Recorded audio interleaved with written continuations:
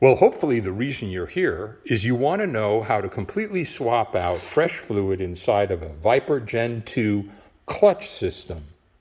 It's actually something that's pretty straightforward, and we're going to cover all of the aspects, hopefully answering all of the questions. Perhaps you were like me, you went to YouTube prior to doing this, and you came to realize there really isn't much of a resource on this subject. Now, I need you to know that I did this already, but you're going to understand every component part of it.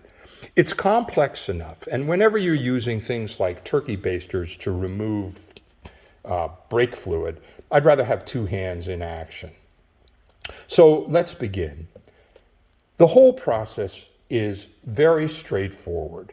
And there are those of you who will actually use full bleeder systems to swap out this fluid. It's absolutely a wonderful way to go. The turkey baster method is proven and works perfectly. You will remove 99% of all of the fluid inside of this system using it. If the reason you're doing this is because you have clutch problems, then you're going to have to pay attention when I talk about what to do with the old fluids. Let's start. What you're going to need is a good quality turkey baster. That means that you're never going to use this near food again, and it can't be filthy on the inside. It can't have any other fluids that might be inside of it. It has to have a good suction. It has to be good quality. So if that means you're going to go down to Walmart and pay the $3 to have a good solid one, please do it. The other thing that makes this and a whole number of other such similar events possible are medical grade syringes. This I bought off of eBay, a pack of 10 for less than $8. It's 20 milliliters. You actually will only remove or put in approximately 40 milliliters of DOT4 fluid. So buy some of these. They're really worth it. Can you use a funnel? Yes, you can. If you're super careful and know what you're doing, you can do the exact same thing without this. But I use these all the time. For instance, when I fill the lubricant inside of the supercharger, these are wonderful. You're going to need some paper towels, and you're going to need a couple of trays, probably lined with paper towels. You're also going to need eye protection, and after COVID, if you don't have an endless supply of medical grade gloves or thin crappy gloves, I'll be surprised. Use them for this project as well.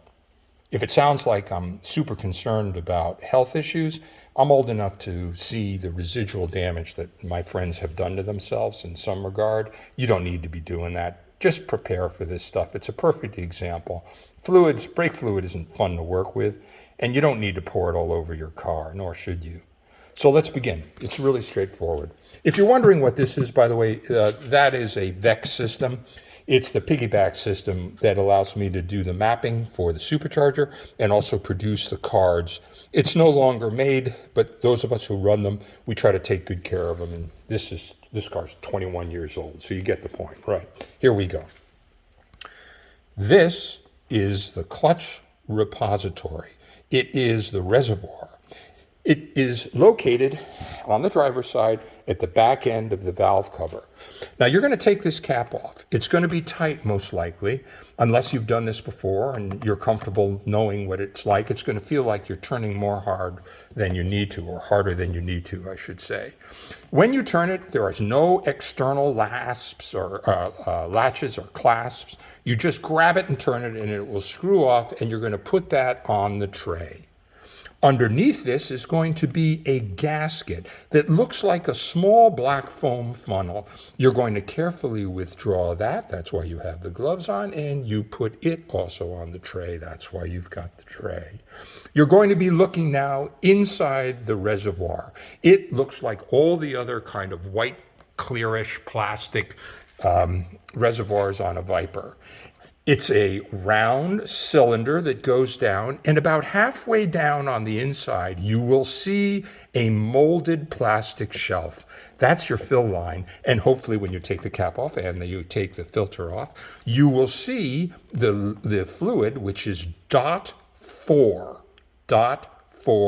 brake fluid, the same brake fluid you put into your master brakes system.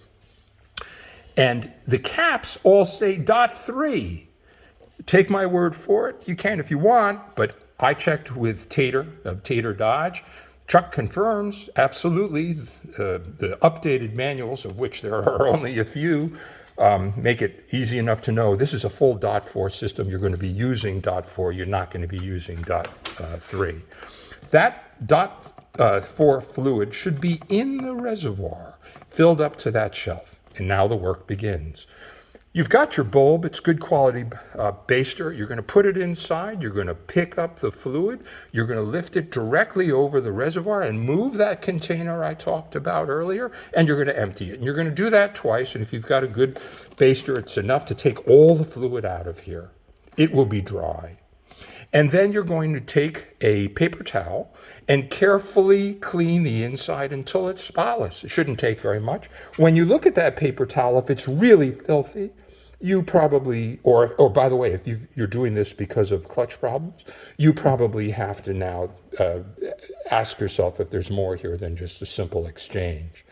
Remember that fluid you just took out, the old fluid? If you've got real clutch problems, take that old fluid and pour it into a slender, tall glass container and leave it and see if it separates. If it separates, it means that the fluid has been violated and you need to know why, and it's probably time for a more serious discussion. But the vast majority of you are not going to have that problem. The fluid is just going to be dirty. Now you've emptied it out and you've cleaned it, it's time to put fresh fluid in. So you're going to take fresh .4 fluid and you're going to fill up your syringe just twice. It's about, as I said, 40 milliliters to get to that shelf. When it's full with clean fluid, you're going to put in that filter that you took out and you're going to put the cap back on. You're going to put it on reasonably tight. You're going to get in your car and you're going to pump the clutch 12 times. You're going to come out, and the reason for the tray, once again, is you're going to take the top off, put it on the tray, take the filter off, put it on the tray, look inside. You're going to see that that fluid that you've now circulated through the system is no longer perfectly clean. You're going to take your turkey baster, and you're going to add that fluid that you just put in back into the container. Then you're going to look, and you're going to refill it with your medical syringe back up to the full line shelf. Put in your filter, put on your top, tighten it up, get back in your Viper, and push the clutch 12 times. Then you're going to come out, you're going to take the top off, take the filter off, and look inside. Hopefully it's reasonably clean. It's really quite clean.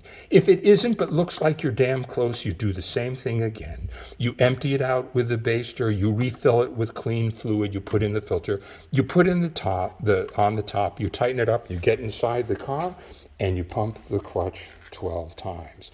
Then you come out, you take off the top, you put it on the tray, you take out the filter, and this should be clean.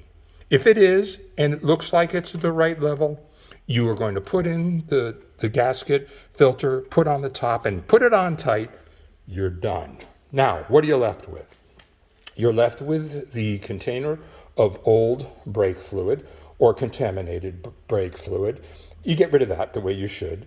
You clean up everything that you missed with paper towels. You have a baster and you have a medical syringe. If you've got a whole bunch of medical syringes, you can throw it out. But if you want to use these again, if you want to bag it, you got your gloves on, just clean out everything with paper towels. If you've got a source of water that's not in your kitchen, you can wash everything up in there with soap. And you can let it all dry and you can use it again at a later time. I don't even close the hood on this until my hands are perfectly clean and I know that it doesn't have brake fluid on it. And that's the whole of it. It's that straightforward. Buy a small can of fresh .4 and you're on your way. Hopefully that's helped. Thanks for watching.